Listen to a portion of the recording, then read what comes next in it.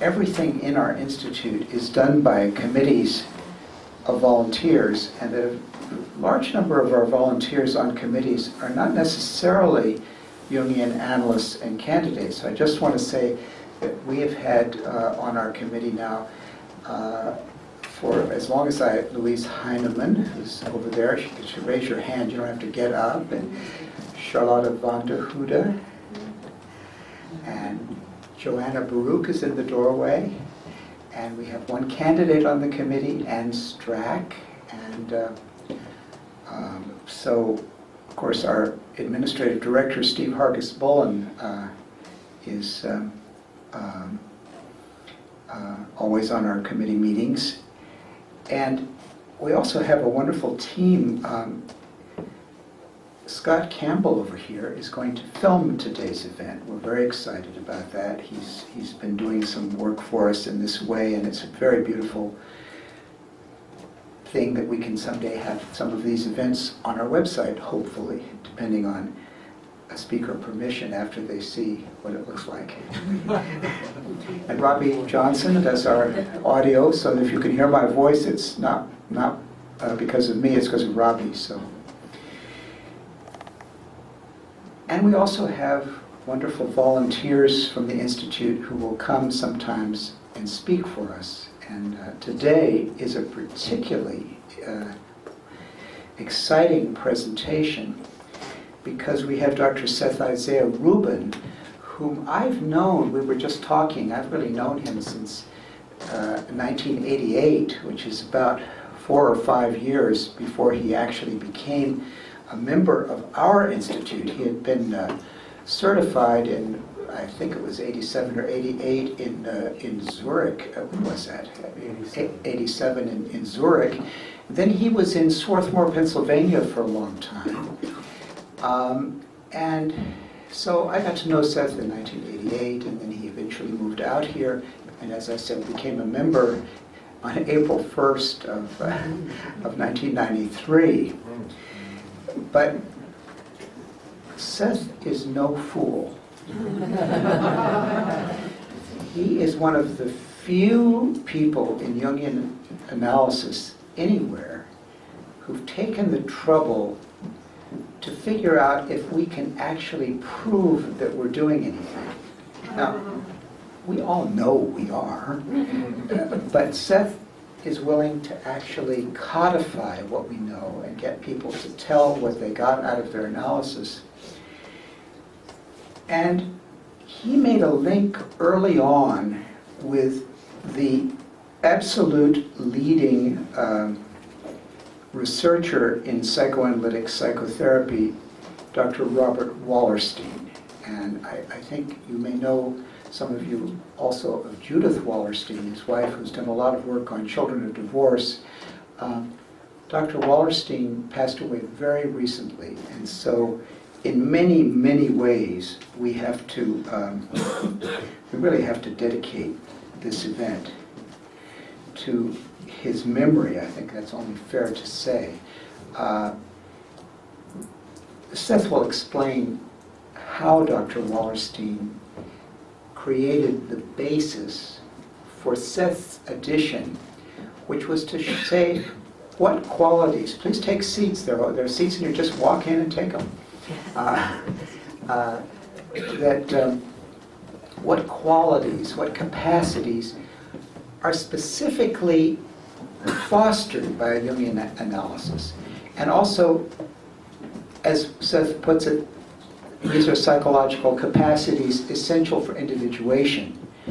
Hopefully, this leads the day when there won't be just a psychoanalysis and an analytical psychology and a whatever psychology, but we will begin to see how human beings grow and develop in all the ways that we know. But at this point, to have a Jungian contribution that has been respected and admired by the leading researcher on the psychoanalytic side is no mean achievement, and I doubt an April Fool could have pulled that one off. So,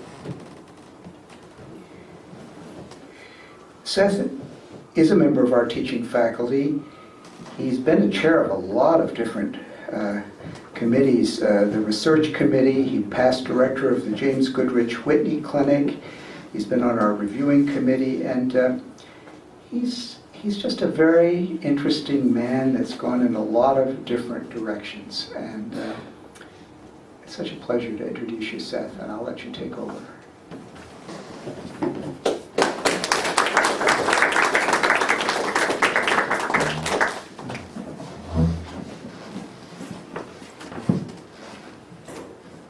Thank you, John, for your very kind introduction. You've been a stalwart friend and colleague since I arrived in the Bay Area almost 23 years ago. And you've been a true and reliable friend of the San Francisco Jung Institute Psychotherapy Research Project. Since its inception in 1993, I will be eternally grateful. I might add that if you want to read more about the project, there's a link on my website to a manuscript that John edited with great care and diligence, and it's worth reading, if for no other reason to see the excellent editing that John did. My expectation was that Dr. Wallerstein would be attending this event as our guest of honor. However, his death intervened on 21 December 2014, about a month shy of his 94th birthday.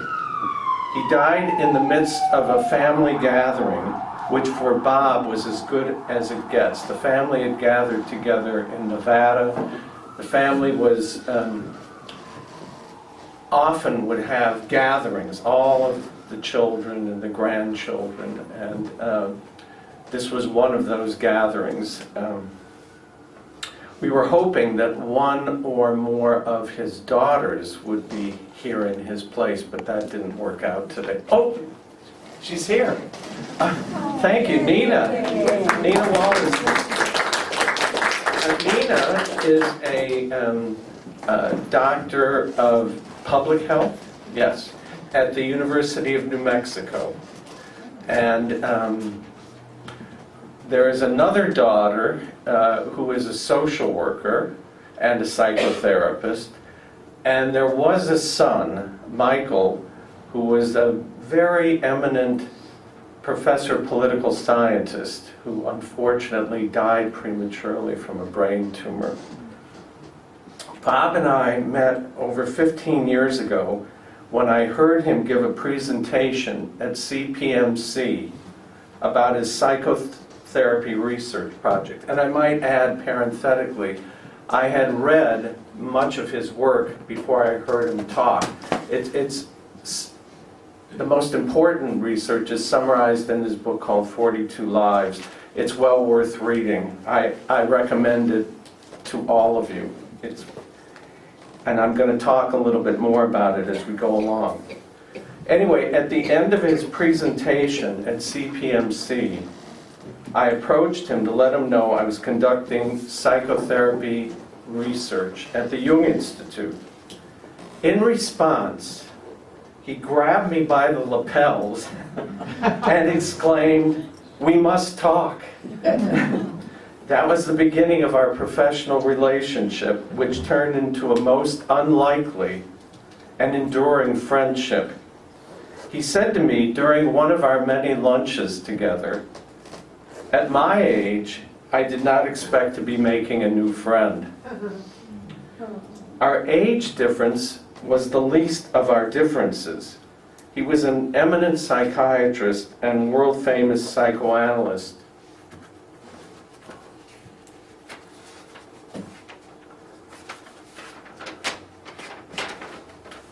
Who had a rather jaundiced view of Jung.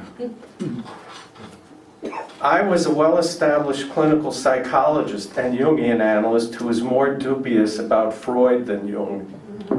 Along the way, we educated each other.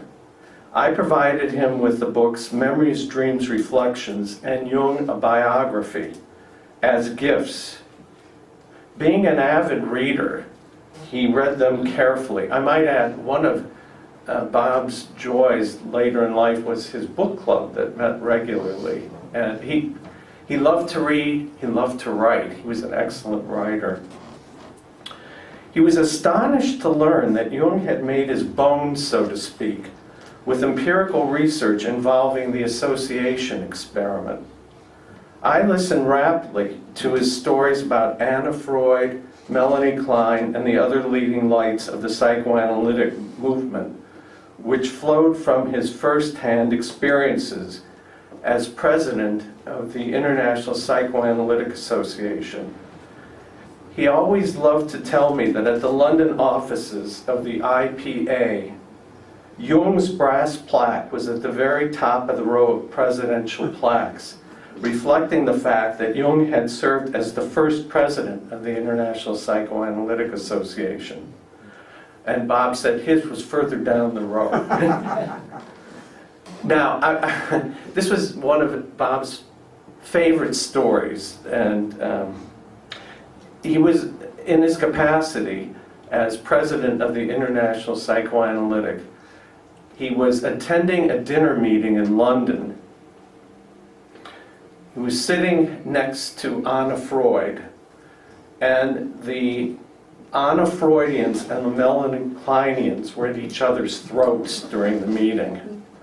There was quite a rivalry between the two. And Bob said, and this was very characteristic of Bob, he turned to Anna Freud and said to her, "And to think they're all analyzed."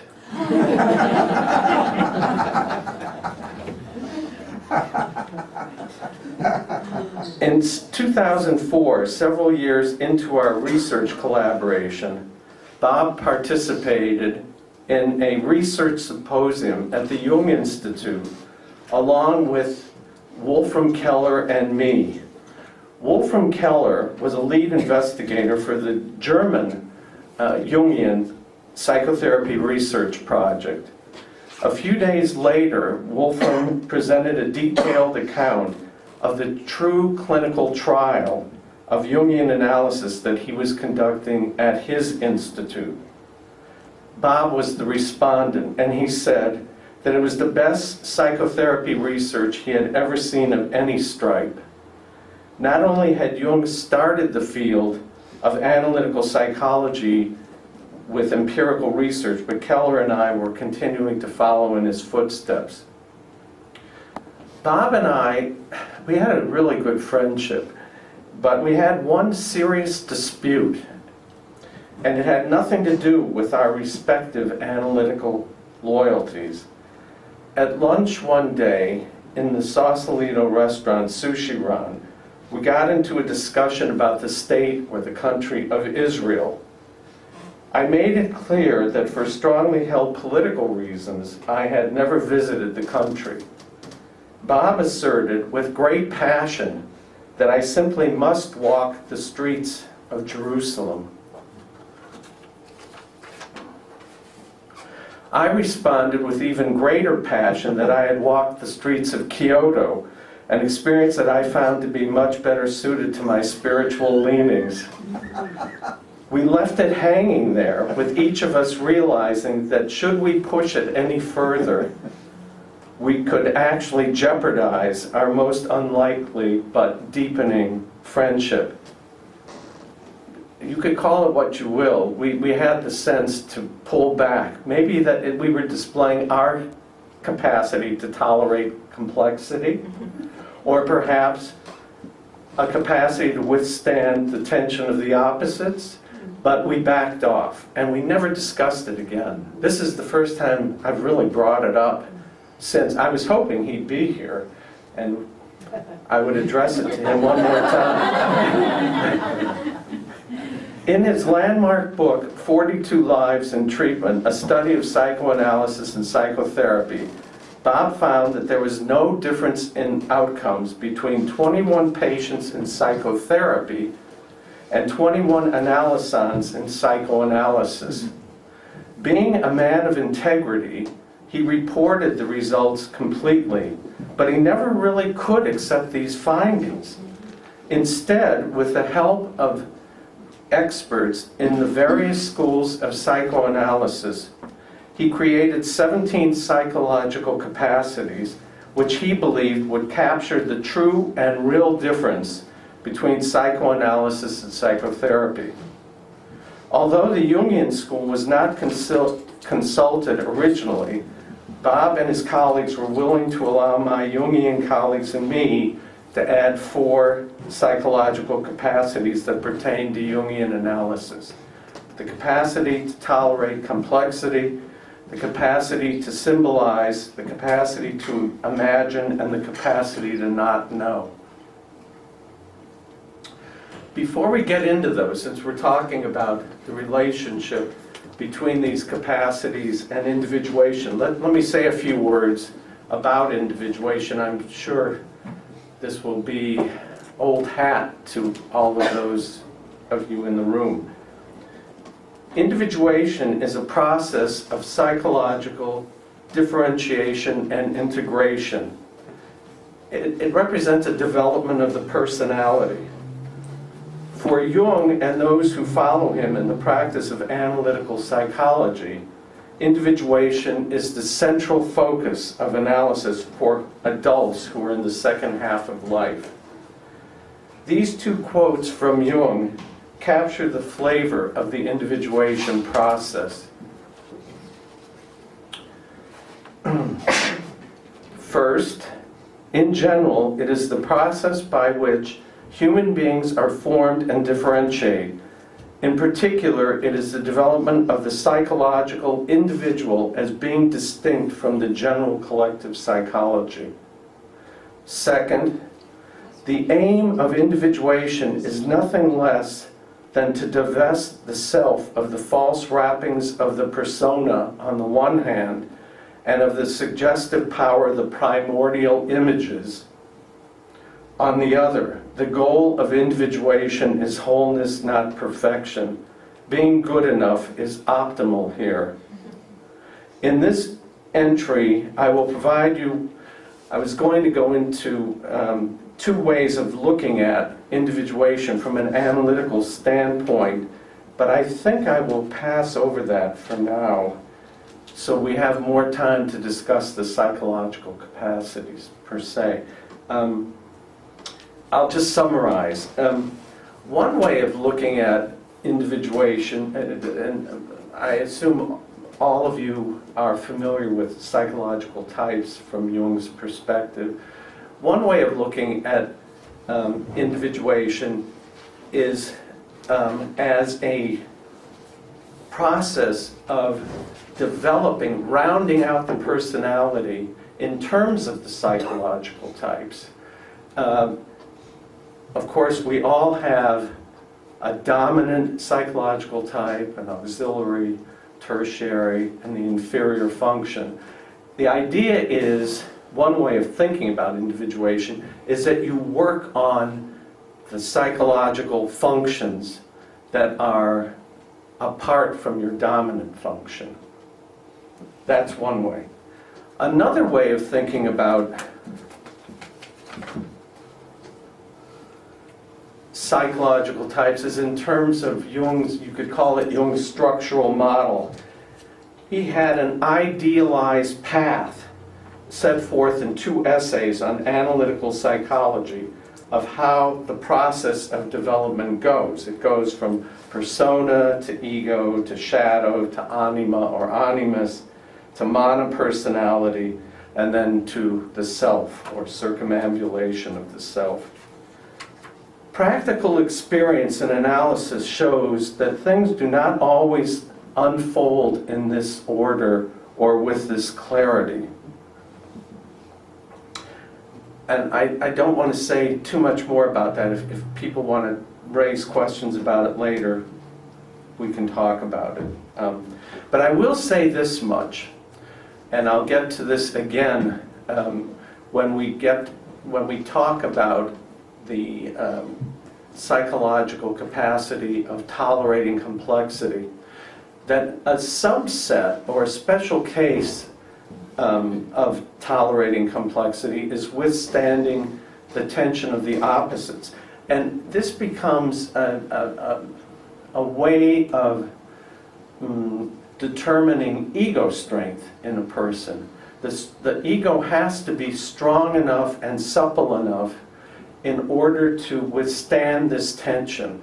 And you'll see in a fairy tale I talk about that the hero fails the test initially.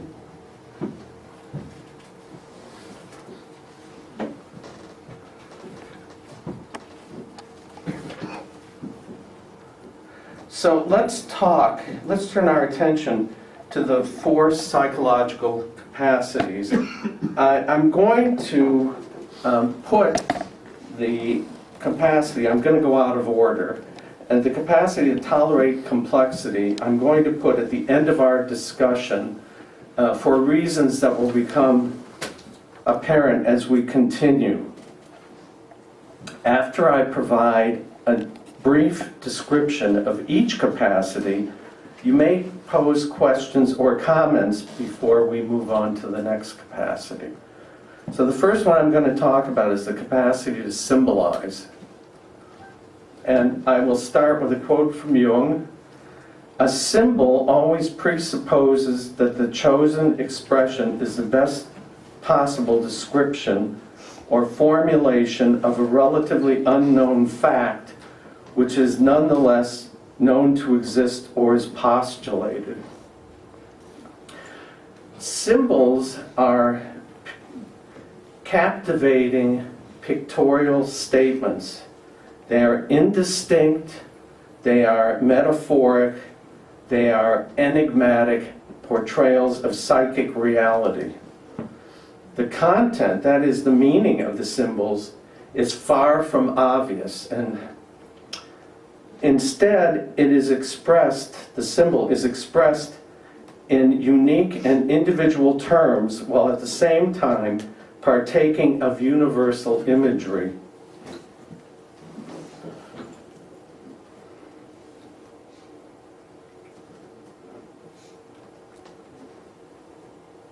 Now, symbols can be worked upon, and this is part of what we look for when we're assessing the capacity to symbolize. Can a person reflect upon and relate to the symbol?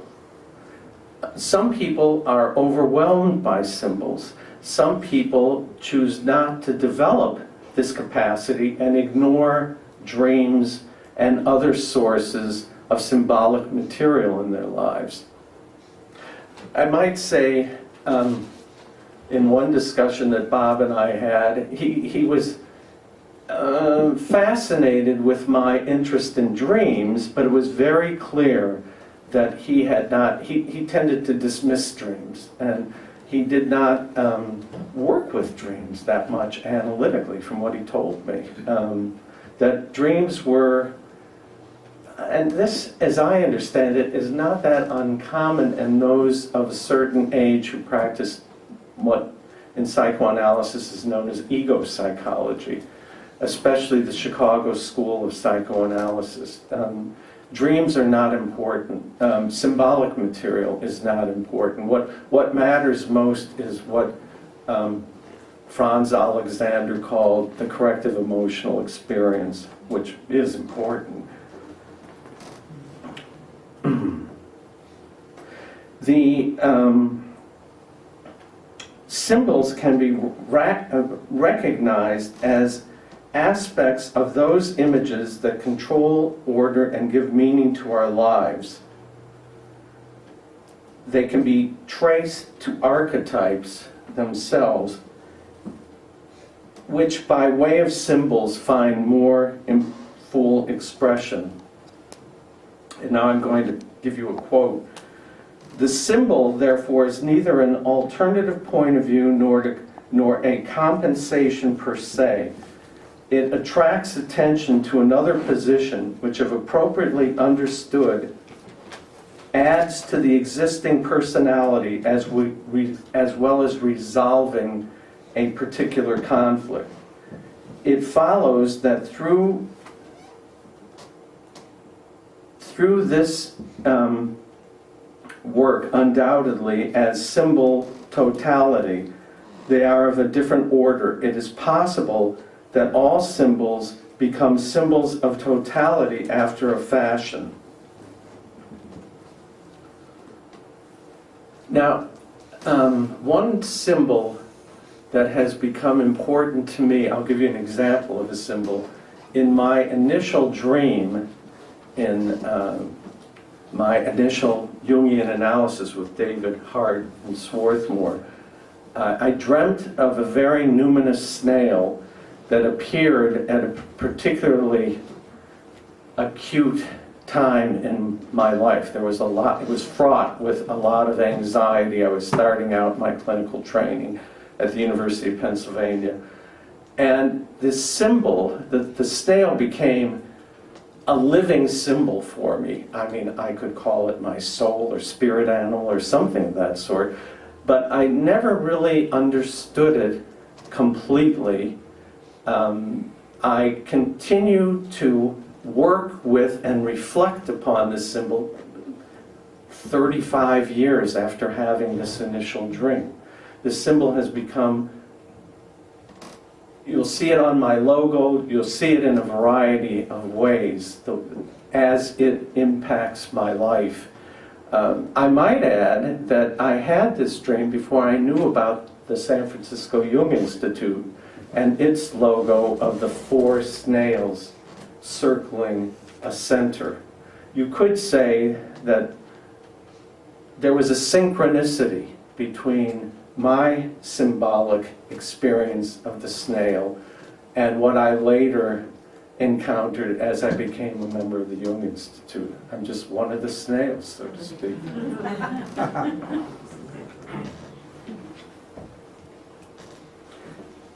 So let's talk a little bit about your questions or comments or amplifications of what I've just said about the capacity to symbolize. Yes, sir?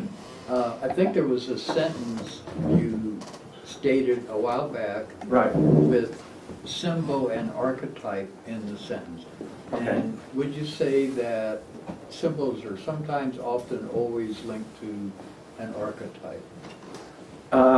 Yes, I would say that they are. I mean, the archetype is at the core of, from a Jungian perspective, the archetype is at the core of these symbolic experiences we have. The archetype is also at the core of the complex. We haven't talked about that, but the archetypes are the basic building blocks of the psyche. Thank you. Mm-hmm. Yes, sir. So how would you talk to a client who, like you in your example, who doesn't see the utility of reflecting on the Sure. symbol? Or how would you get in there with that? That's a good question, and that becomes a difficult issue. Many patients come in and say, I don't remember my dreams, or I'm not interested in remembering my dreams, or something of that sort.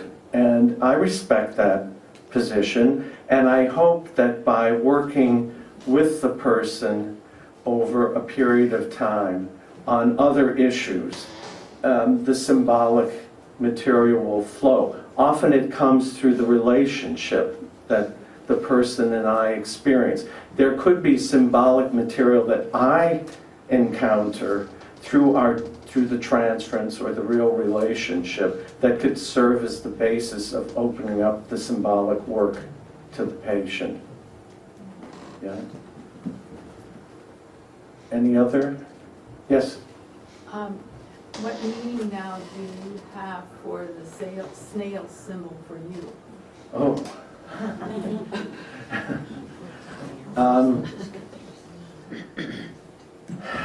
The snail symbol for me in the original dream became a carrier of my conscious awareness.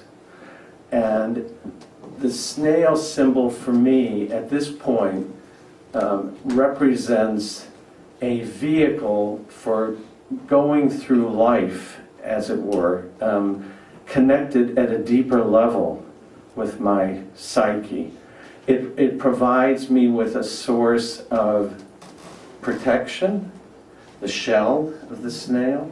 It provides me with a source of connection with, as Joe Henderson wrote about the snail logo, the foot of the snail representing sensation on the deepest level of the earth, and the antennae being connected to intuition. The snail, for me, is still a mystery, though. I mean, I don't understand the snail completely. I keep looking at the snail from different angles and talking to various people. Joe Henderson was one. Yes, sir. I would love to take a chance to say how the archetype is in the middle of the symbol. Okay. Because Joe liked to talk a lot about archetypes in terms of very fundamental patterns.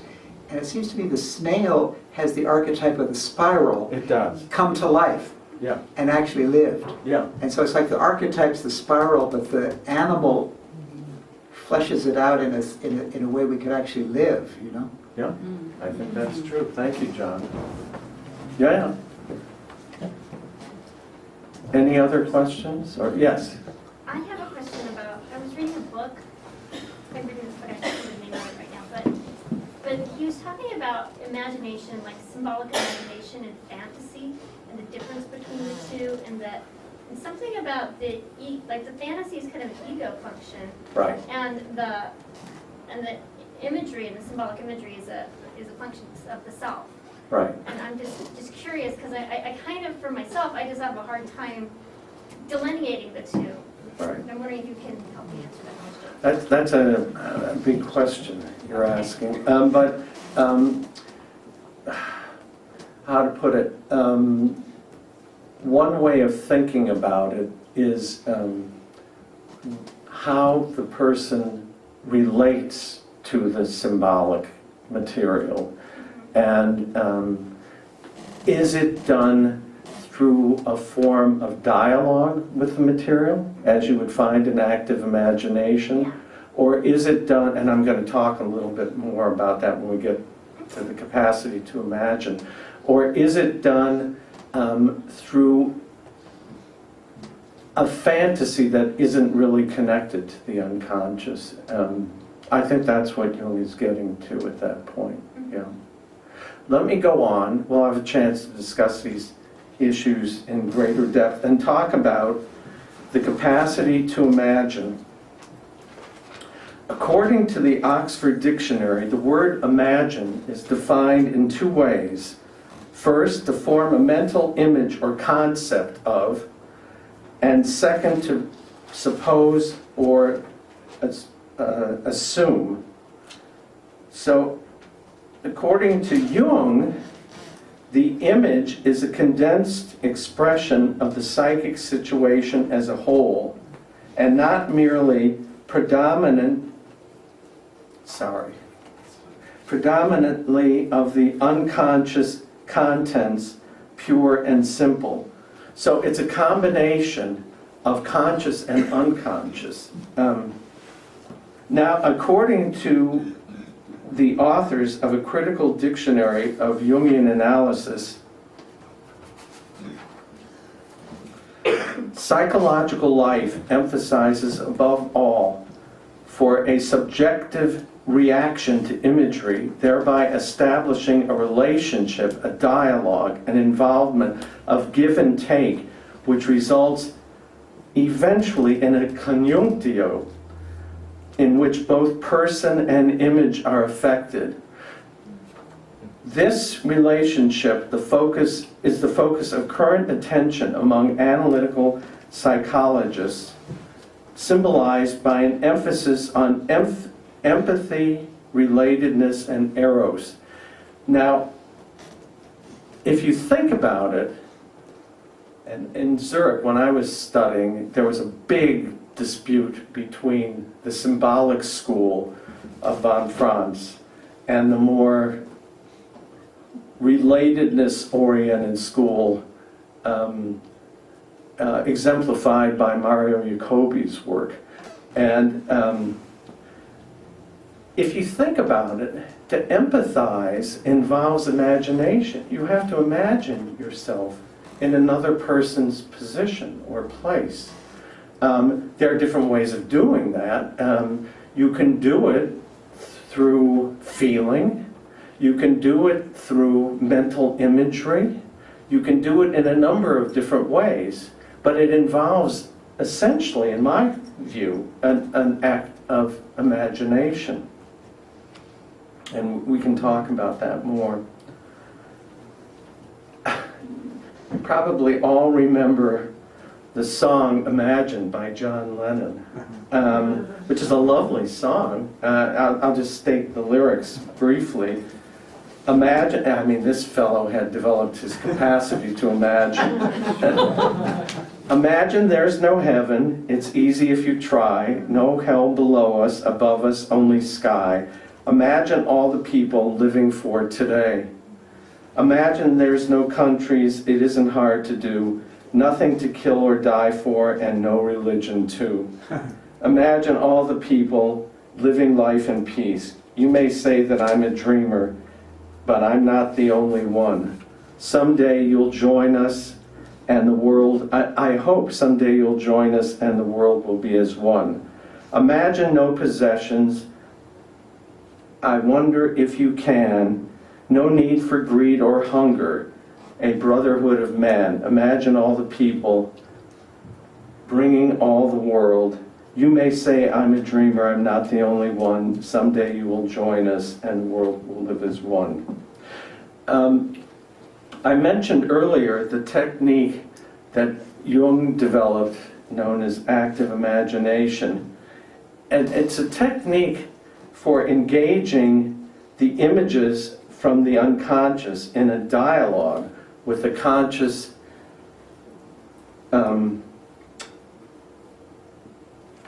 position or ego position.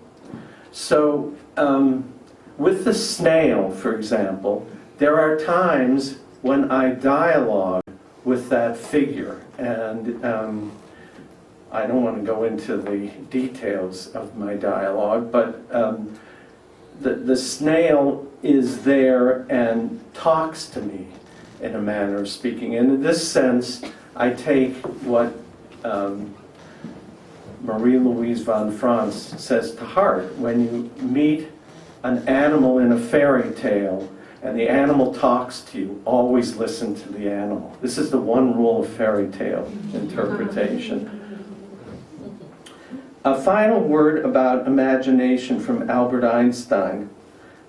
Imagination is more important than knowledge, for knowledge is limited to all we now know and understand, while imagination embraces the entire world and all that there will be to know and understand. Any questions about image or capacity to imagine? Any comments? Yes, sir. Yes, can you say just a little bit more about dialogue? Okay. Is that done through like hearing, listening, kind of oral, or is there other forms of dialogue that you can describe? Sure. Okay, so the first time I engaged in active imagination was in in David Hart's office. We had been working together for about 2 years, up to 3 times a week, which for a classical, and he was a classical Jungian analyst. That was unusual to work that frequently. And near the end of our time, I was preparing to go off to Zurich. And he had a large sand tray. Well, sandbox, it was really, in his office. And I wanted to engage in active imagination, and I made use of the sandbox to begin my active imagination. And it was more visual than it was oral.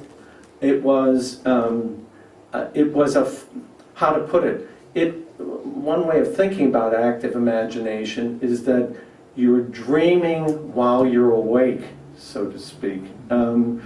It was an engagement with these figures that I allowed to arise from my unconscious and then to interact with. And it began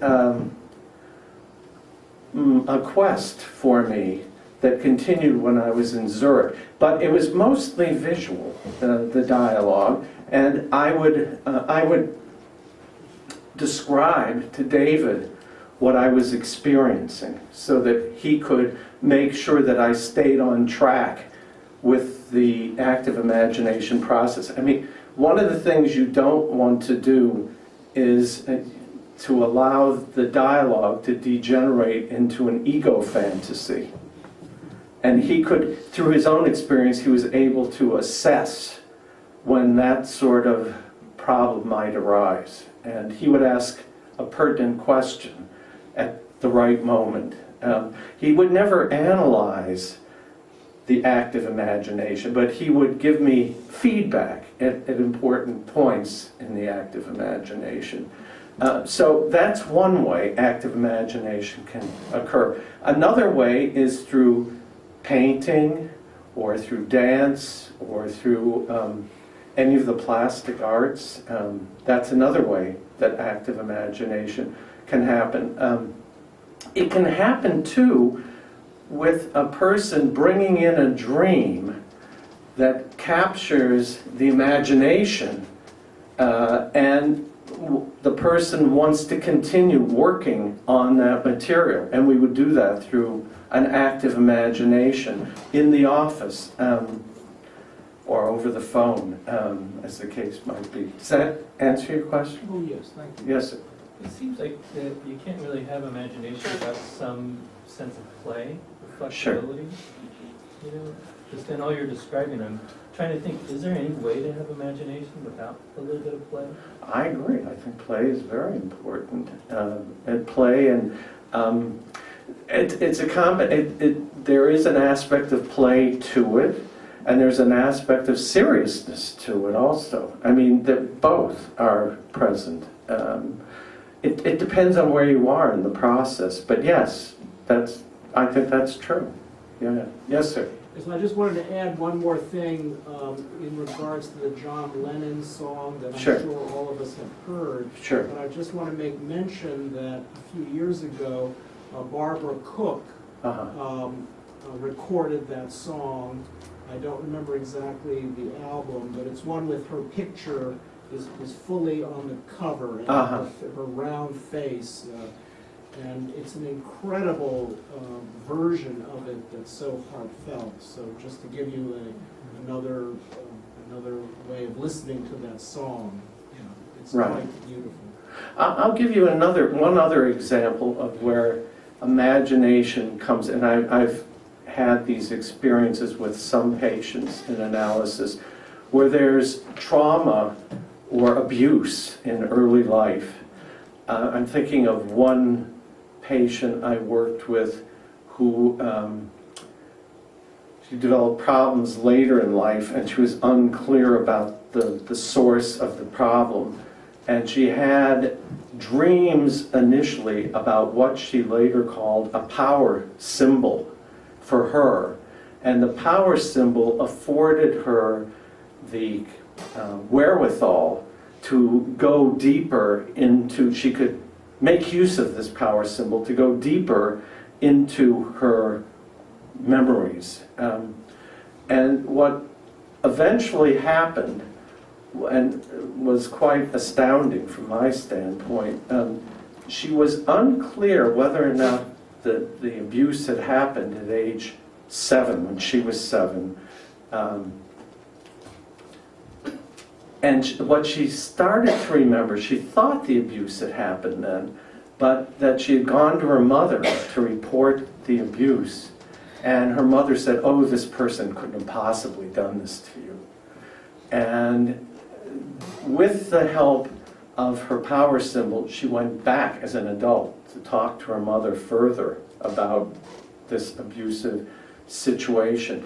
And the mother remembered that as a child, my patient had gone back and talked to her, and she really regretted that she hadn't believed what her daughter had said. And it was quite a healing experience for both of them in their relationship. I would say that part of what enabled this person to engage in that healing process of returning to the mother was the use of this power, as she called it, her power symbol. It was a very important image for her. Yes, sir. I was thinking, Francis Liu said that singing is active imagination. I'm so Okay. interested in singers who sing the same song for so many years. Okay. Deepen the meaning each time they sing it. And I've sometimes found just listening to a singer singing is a kind of active imagination for me. Okay. Yeah. Okay. Any other questions about the capacity to imagine, or shall we move on? Yes. I'm a little wondering about reverie versus imagination. And like sometimes if you're doing an artistic process, it's sort of kind of like a dream state, but then it sounds like for the imagination piece you need to have a dialogue. That's it. Yes, there has to be a dialogue between the conscious and unconscious positions. It's not merely an expression of the unconscious. It's not merely a fantasy, an ego fantasy. There's some sort of relationship between the conscious and unconscious positions that's being unfolded at the time. Okay, let's move on to the capacity to not know. Now, I might add too, so no one's asked this, but I'll bring it up. Well, how do you assess these capacities? And the way you do it, as Bob did with his other 17 capacities, is through a semi-structured interview. I mean, this process is very labor-intensive. When you use his method, you have to train your interviewers, you have to make sure that there's good, what we call inter-rater reliability.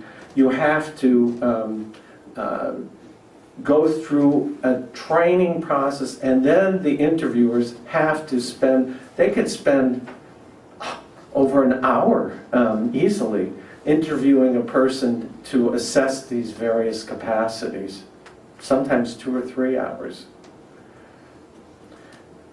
Well, all right, I'll hold that for the moment. Let's approach the capacity to not know in a very different way. And as some of you know, I'm very much taken with a fellow named Ikkyu, I-K-K-Y-U. And that was his given name after he became enlightened. He was a Zen monk. In English, it could be rendered as one pause. He lived from 1394 to 1491 in and around Kyoto. He was an unconventional Zen master who created free-form poetry and ideographs that were valued during his life and are even more valuable now. He was an iconoclast, the first Zen monk to include a woman, his lover of 11 years, in his death portrait. When he was 77 years old, Ikkyu fell in love with Mori, a blind singer, and his muse, who was many years his junior. It was around that time that the emperor, and you'll forgive my pronunciation, Go-Chuchi Mikado appointed Ikkyu as the head priest of the Daitakoji, an important Rinzai temple in Kyoto. And with the help of merchants of the city of Sakai, Ikkyu was successful in rebuilding the temple that had been destroyed in the Onin War, a 10-year civil war in Japan. Ikkyu's lineage continues to this day. So it's over 500 years old. His followers marry, they become Zen monks, and they marry and refuse the Inca. The Inca is a high level of certification, kind of like getting certified in Zurich, or here at the Jung Institute. But they refuse that sort of certification, as Ikkyu had done more than 500 years ago. He was a complex man who left his mark, a deep and fecund mark at that. Here is an example of poetry, a particularly apt piece from his skeleton poem. No one really knows the nature of birth, nor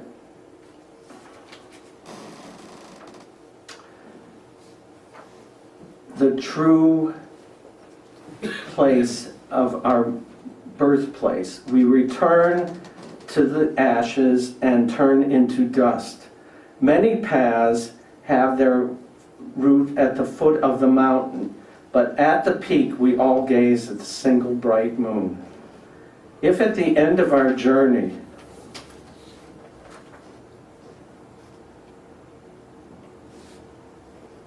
there is no final resting place, then we need not fear losing our way.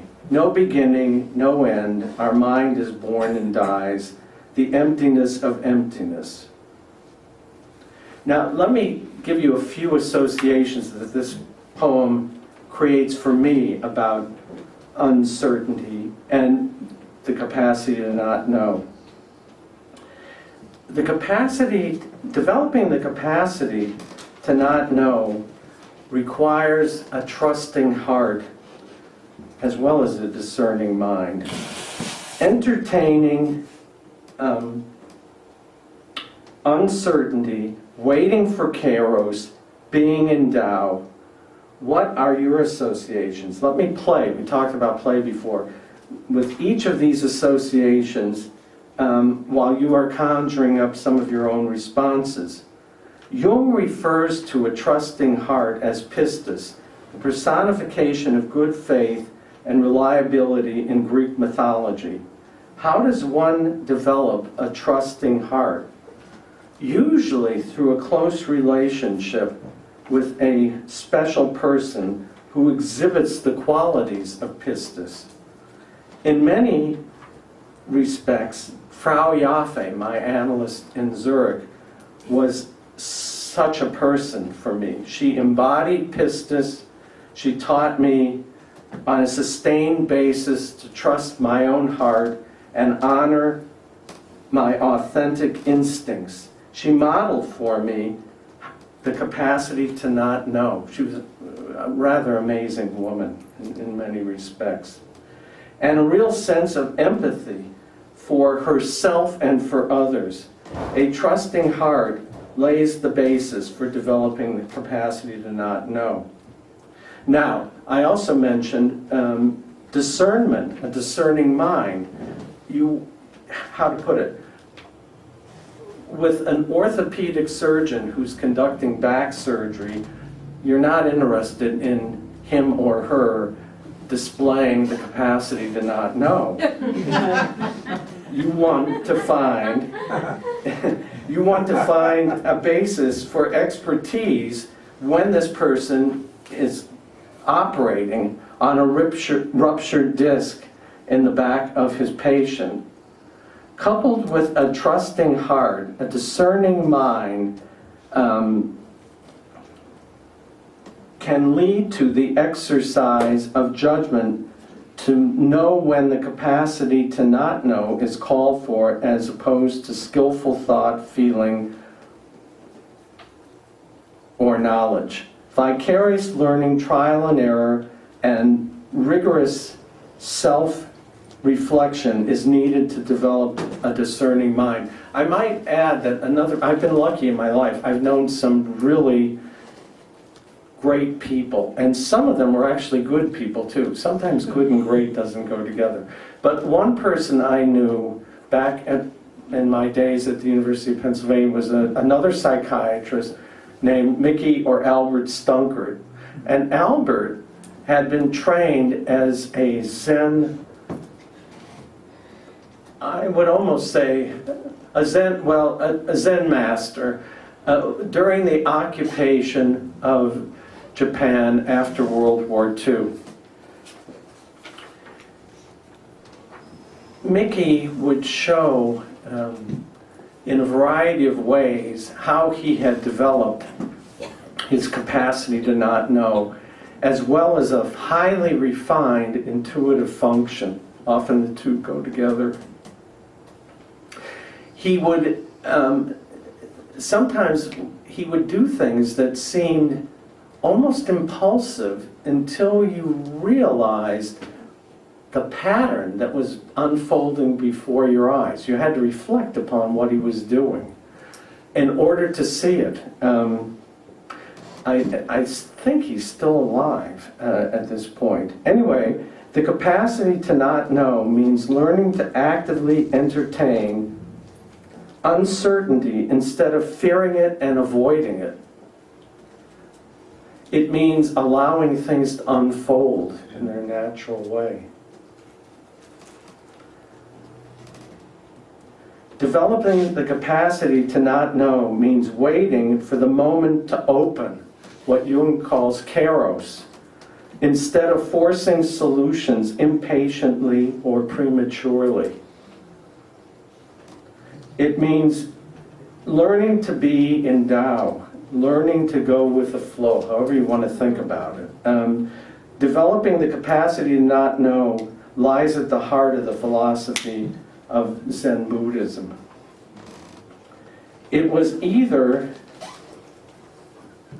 well, I'll just summarize what I was going to say here because we're running into time issues. At the end of Jung's life, Jung, as reported by von Franz, was reading several very important books about Chinese Zen.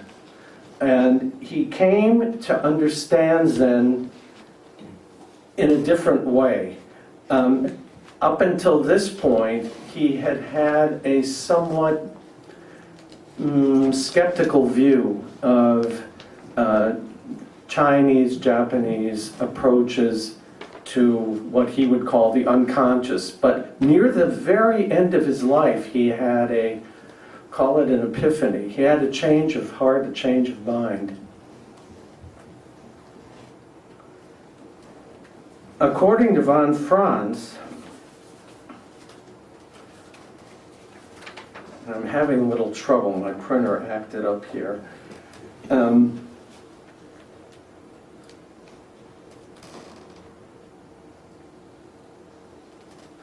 He was talking about the unconscious, and he said, I would have said exactly this, what these Zen philosophers had written. It was just so. And he had a very different impression of Zen after this experience at the end of his life. When, just before that, Jung met at the same time with a friend, Miguel Serrano, and he told him what his new experiences of Zen were. And he said, I have just finished reading this book by a Chinese Zen Buddhist. I felt as if we were talking about the same thing and we're simply using different words. But essentially what they were talking about was unconscious, quote unquote. So I'll leave it at that for the moment and ask you for any questions or additions or amplifications about the capacity to not know. Yes, sir? Just about the not knowing. Is that across all traditions? I was thinking of St. John of the Cross. His way of perfection, to know is not to know, and he does all these paradoxes to get to the way of perfection. So is it across religions sort of thing that holds there as a sort of leitmotif? This is important to me. It really attracts me what you're talking about. But I do see a correlation between East and West Right. and wonder what that holds for the world today. I don't know that I can address that question directly. John, do you have any thoughts about that? Someone who knows more about these texts than I do. In Christian, what is the cloud of unknowing? Isn't that a book?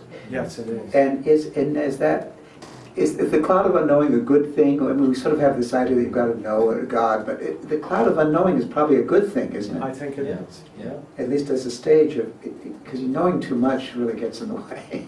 Right. Yeah, it can. Yeah. It's one way to read the book of Job. I've been thinking about, Jung has his own view of it, but one way, God's answer to Job, whether Jung likes it or not, is, you don't know what I'm up to. Right. Yeah. I would go further. There's, and his name is escaping me now. A famous British psychoanalyst, object relation theorist, the tank commander. Oh yes, you know who. Fairbairn?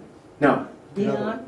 Beyond. Oh. Beyond, who would say one of his practices before he started an analytic session was to wipe his mind clear of knowledge. Right.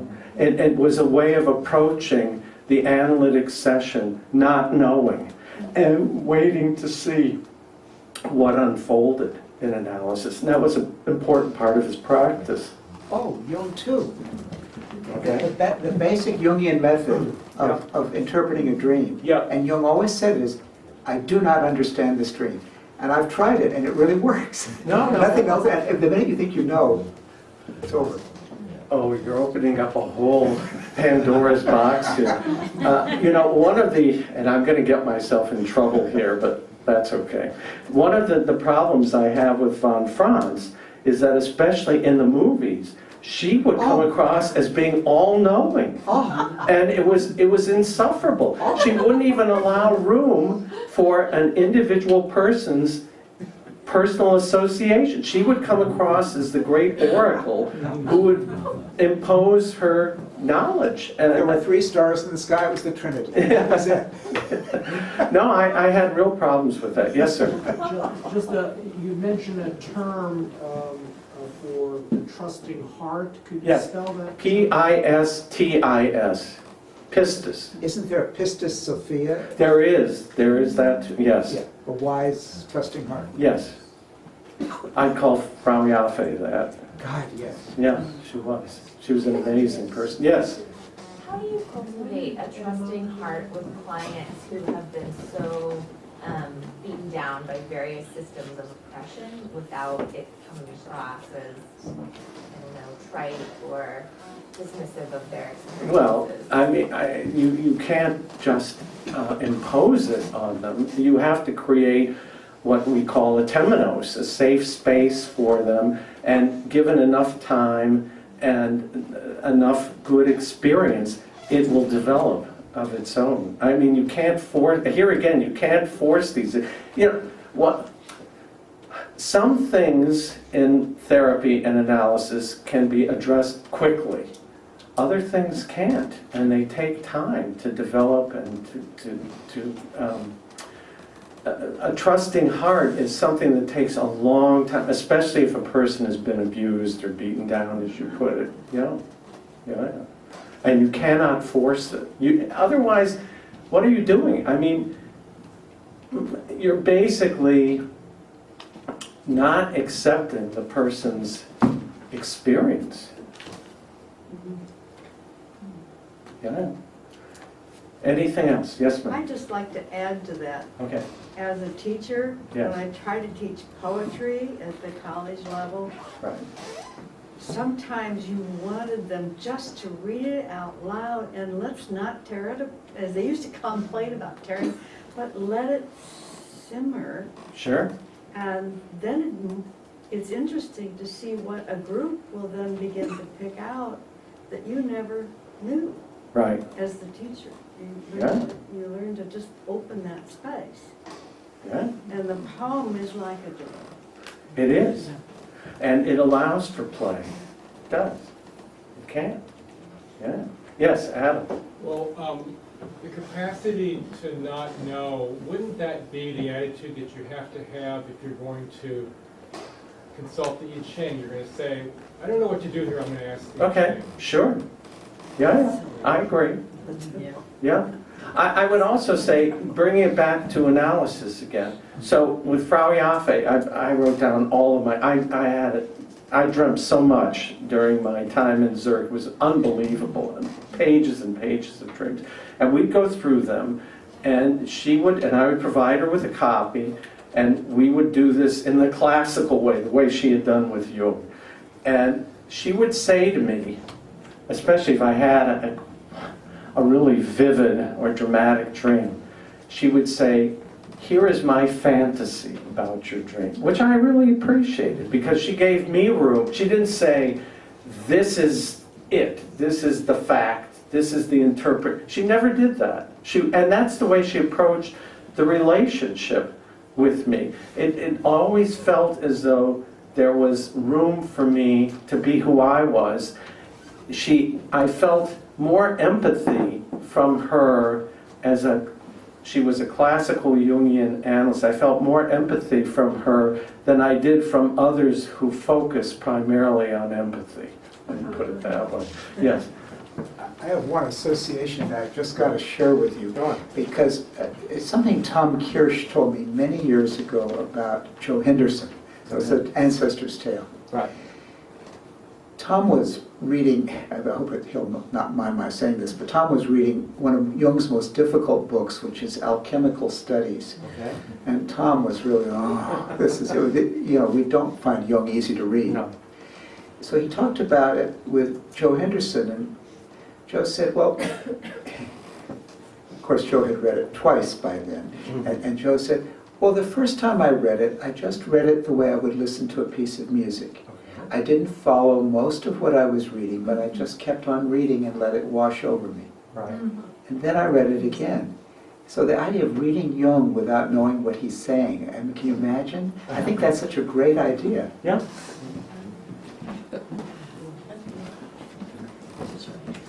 Yes, sir. Just hearing this, I'm wondering, that it seems like there's a tension of the opposites here maybe, of not knowing and knowing. Yeah, we're getting there. we're about ready to move into the tension of the opposites directly. But you're right, there can be a tension between the two. Yes, quite. Yes. Let's talk about the capacity to tolerate complexity. I'm going to start, the way John and I came at this one, this was 11 years ago, John, believe it or not, was I came in, I think we were having lunch together, and I mentioned that, well, maybe one of the capacities should be the capacity to withstand the tension of the opposites. And John said, well, let's think about this. And we ended up with the capacity to tolerate complexity. And I want to talk a little bit first about withstanding the tension of the opposites. And then I'm going to throw the ball to John, as John put it. So there's a fairy tale that some of you probably know. It's a Grimm's fairy tale called The Raven. And in the fairy tale, it's a story of a fellow who's walking through the woods, and of course something terrible happened to him in childhood, which we won't get to. But he was walking through the woods, and he came upon this situation where a beautiful young woman wanted to marry him, but he needed to show up each day for 3 days at a particular time, 2 p.m. And he needed to stand on this pile of tan bark and address her when she appeared to him in a chariot or a fancy cart driven by 4 horses. And he thought, oh, this will be no problem. I can do this without any problem whatsoever. So the first day, at 2 p.m., he was going to show up. And 2 is an important number in this fairy tale, because 2 is the first number where the opposites are constellated. It's symbolically the constellation of the opposites. So instead of going directly to the tan bark and standing on it, he went to a home that this old woman owned, and she plied him with drink and food, and he passed out. And he didn't show up at 2 p.m.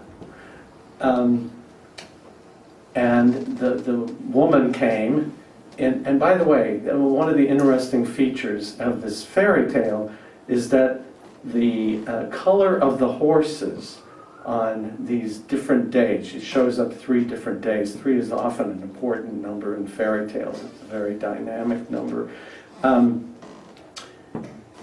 You would ordinarily expect, if the proper alchemical order was followed, that the horses would be black, red, white. Do I have that right? Black, white, red. Black, white, red. You got to know your color. Yeah, right. Black, white, red. Okay. So the first day she showed up, and the horses were the color white. So you knew automatically, you knew right away there was something out of order here. And she said when the fellow didn't show up, oh, I knew he wasn't going to be able to do this, but he claimed he found a way of getting her a message, and he said, the next day I will show up for sure at 2 p.m. Next day came, again he succumbed to the blandishments of the old woman in this house nearby. And he passed out, didn't show up. This time she showed up, and her horses were black. Again, our hero wasn't there. Finally, on the 3rd day, she showed up, and again, she found that he wasn't there, that again he had succumbed to the drink and food of the old woman in the house. And she, at that point, turned into a raven and flew off. And she said, I'll leave you some hints. You can come find me. And this is an instance of notwithstanding the tension of the opposites. The fellow's, this is one way of looking at this, the fellow's ego strength was not sufficient to withstand the energy of the negative mother. And he succumbed and lost consciousness. You can either think of this as the negative mother complex, or some would call it the negative mother archetype. In either case, he succumbed, and he had to go on a long journey, and that's what most of the fairy tale is connected with. The journey he went on in order to become a man, essentially, and to learn to stand up and not fall prey to these mother complex issues. Now I'm going to throw the ball to you, John. Well, you warned me about this, so I've been thinking about it. Okay. What you just gave us was what Jungians call complex theory. Right. And a lot of the fairy tales emphasize one complex that, and you read it and you say, oh God, there I am. And you know, if you have a negative mother complex and you miss the trolley because of it, you think you're the only person in the world that's ever missed the trolley because of a complex. Except that the new theory, which is taking over analytical psychology as it is taking over physics, by the way, which Jung was interested in the latest, is complexity theory. Right. Which gets us back to Chan Buddhism and flower ornament Buddhism, which is that every complex is one of many. That's the jewel net of Indra, that there are all these different interdependent, interrelated complexes. So if you're missing the trolley because of a complex, I guarantee you 75 other people in the world are doing it at the same time, and they are the complexity to which you belong. The physicists are saying that the key these days is not to recognize either complex or complexity, which is, and they look at it in terms of electrons. They're actually saying that the electrons all are part of a complexity, that shows up in the thing that they think is most interesting about complexity is that out of complexity emerges agency. And it's a very specific idea in current physicists' thought who draw on complexity theory. An electron, they say, can either spin up or spin down. But no one can predict, and they're saying now that no theory will ever be able to show us or give us a cause and effect prediction of how an electron will spin. It's an individual choice of each electron. They will be influenced by how all the other electrons in their complexity have spun. But each electron has to make that decision to spin up or down. So that tension of opposites and that decision that has to be made, which way you're going to go, emerges out of a complexity. You sort of consult what the other electrons have done, but when you get in the voting booth, you go one way or the other. So I think you've got agency, complexity, a complex choice, opposites, at the very fabric of the universe, which suggests that consciousness doesn't belong just to humans, because electrons make that choice. And it all comes out of the fact that it's part of a larger whole also trying to make the same choice. Okay. I think Jung would have loved it. He probably would have. I mean, at the end of his life, he started writing about the psychoid nature of the archetype, which is somewhat similar to what you're talking about. I just wondered, how do you assess this capacity in an individual person? Well, they go to analysis for 25 years, they finally decide. Something like that. Okay, I would also say, I was thinking about complexity too from another perspective, from a purely Jungian perspective. When Jung talks about circumambulating anything, a symbol, an image, even a complex, he's talking about looking at it from many different perspectives. And it kind of reminded me of the movie Rashomon, where you come away from the film after seeing these different perspectives of what happened, and you don't really know what, quote, the truth is. But, as Francis Liu knows this film better than anyone alive, okay, probably. Here we go. But Francis, don't you agree? But no one looks at the end of the film where an ethical choice is finally made. Oh, sure. Somebody finally tells the truth and somebody finally makes a moral choice. Don't you agree? Out of all of the complex lies that people tell, the truth emerges. Well, that's the box. That's the outer box within the inner box. Because everybody, when they see Rashomon, they look at the four stories and how the four stories are all slightly different from each other. And there's a tendency to say, well, this is just the darkness of the world, and we'll never figure this out.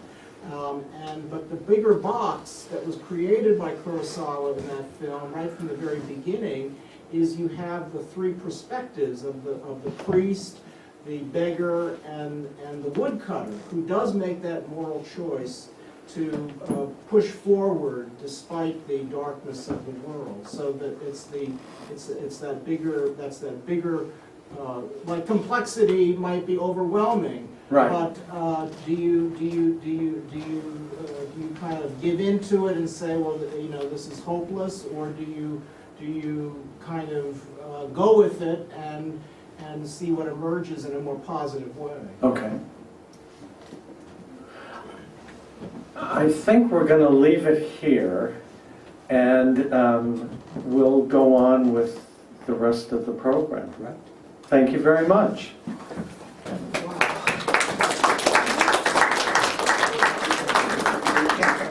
Off the stage immediately without making sure that someone isn't sitting on something they want to say to you. Okay. Because it's also about saying and not just being questioned.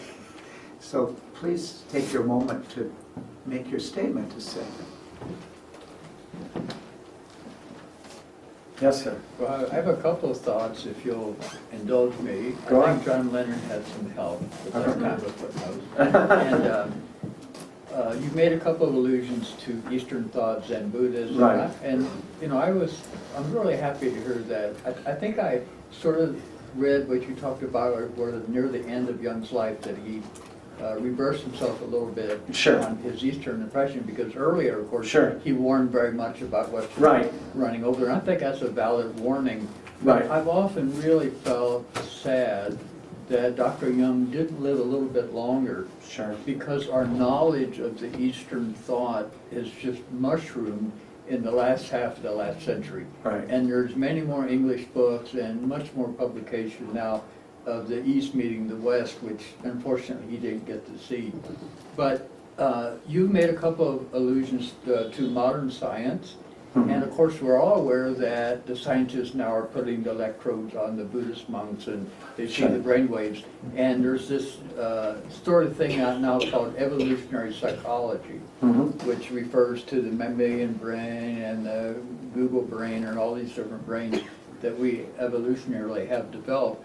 But they have what they're calling now the modes, M-O-D-E-S, modes of mind, and their default mode. But they seem really similar to Jung's functions, but they're mapping this more or less to specific parts of the brain. So my question is, in the Jungian community, is the Jungian community looking at that, this modern science and brain psychology and neurology, and engaging with the scientists, or what's the response of the Jungian world to that? Yeah, I mean, they are. Several of the members of our community have been actively involved. David Tristan is one who's been following neuroscience very closely. I think Franz Slocum had a program recently about the neuroscience of the infant's brain.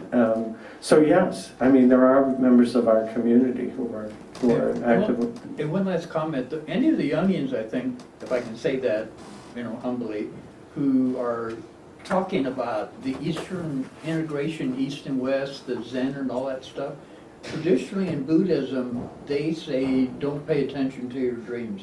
It's just riff, and it's fabrications of mental stuff, and you want to get away from the mental processes anyway to clean your mind. But yet, of course, Freud and Jung, we have the dream analysis, very important, and I wonder how that's going to be addressed over time. I think that's a good question, yeah. Well, some dreams are important even in Zen. I mean, yes.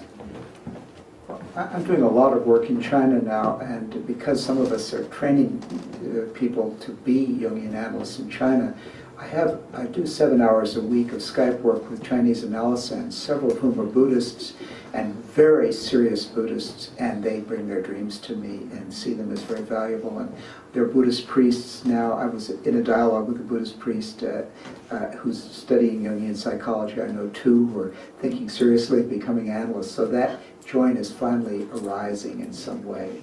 And they have their own way of somehow going at the dream without getting attached to it, but getting the starch out of it nevertheless. I don't know how they do it exactly. Right. Well, if you go up here to Spirit Rock, where of course there's some Americans, doing mindfulness meditation, very popular. People come from all over the world. You pay $1,500 for a week, But if you ask any of those folks, and they're mostly not, some of them are trained analysts or therapists, but many of them are not. You even bring up the subject of dreams, they just don't want to deal with it. So maybe, though, over time, we'll get some further integration in that area. Even in the field of psychoanalysis, I'll speak of another analyst I knew. He was my first analyst, Jules Masterman. And I went into my first session with him with a dream. And he said, he wouldn't deal with it. And he said, "Sir, you're being irresponsible," because I had brought a dream in and I wanted to address a dream. So it happens here in the West as well. That was in Chicago. Okay. Yeah. Yes. I don't remember it exactly, but isn't there a Schwanze poem where he says, "I don't know whether I am the butterfly dreaming, yes. or is the butterfly dreaming?" Exactly. So, I mean, that's very old. Yeah. Good point. Yes, sir.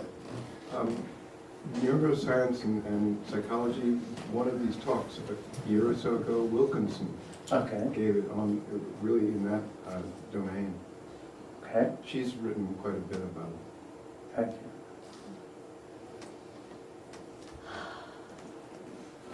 Yes, ma'am. Reading from, is that your book you're reading from? that you were reading from earlier? Is that the book you wrote, or is that? No, this is what I prepared for this talk. I'm working on a different book that does not have to do with these capacities per se, although you could say the book has to do with the capacity to not know. It has to do with preparing for death. A little different topic from what we're covering here, which I talked about a year ago at an extended education program. Yes, sir? So this is the 4 kind of Jungian psychological capacities from Yes. Individuation. You said Yes. Wallerstein Yes. had 17 other ones? Yes. Can you just kind of name some of them, just to give a little bit of... Oh.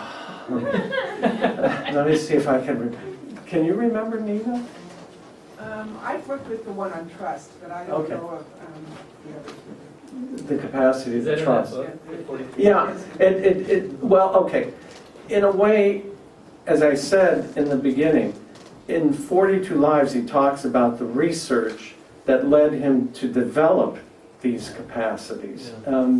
And he did that by surveying other experts in the different psychoanalytic schools. Came late to us. Yeah. But, right now, I can't think of what they are. I'm too focused on these. Anything else? Okay, thank you.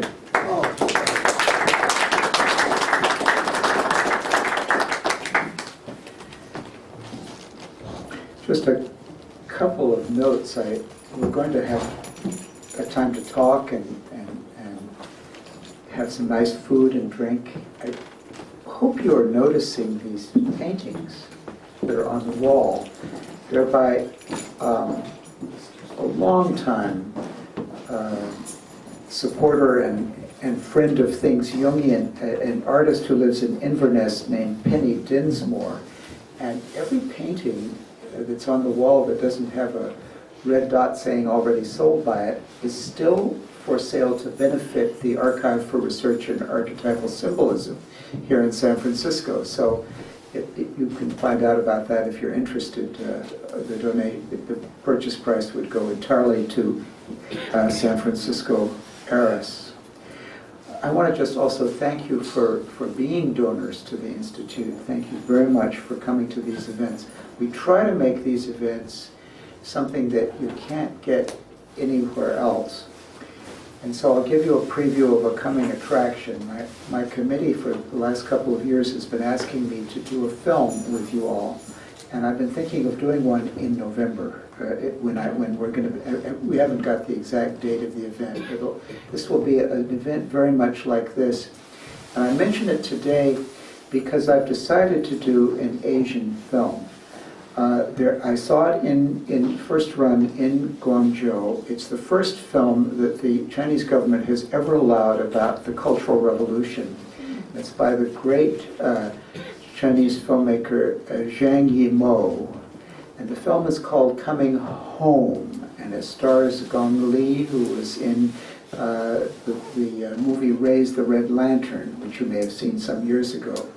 It's an absolutely stunning film about what the effect of the Cultural Revolution on one family, a father and a mother and a daughter, and what happens when the father comes home from years in prison. So I mention it because I will be showing it. I'm sure it'll be out by then, and I have a Chinese copy also, so I'm sure that it'll be possible to show it to you. But it's going to be released in the United States in March. And so if you want to see it in a theater, knowing that eventually it'll be discussed here, I'd advise you to see the film. I consider it a true masterpiece and quite unlike any film that I've seen in a long time. It's quite a moving film. So we're going to have that here. I thought it was a nice follow-up to this discussion that we've been having today. So I want to let you know. The title again? Coming Home. And the date? It'll be, well, we think it'll be in early November. We haven't set the date in our committee, but it'll be our thank you event to you, our donor appreciation event in the fall. There'll be other bigger donor cultivation event in the meantime, but we wanted you to know that you mean a lot to us, and when we thank you, we try to thank you in a special way. So that's ahead. Thanks.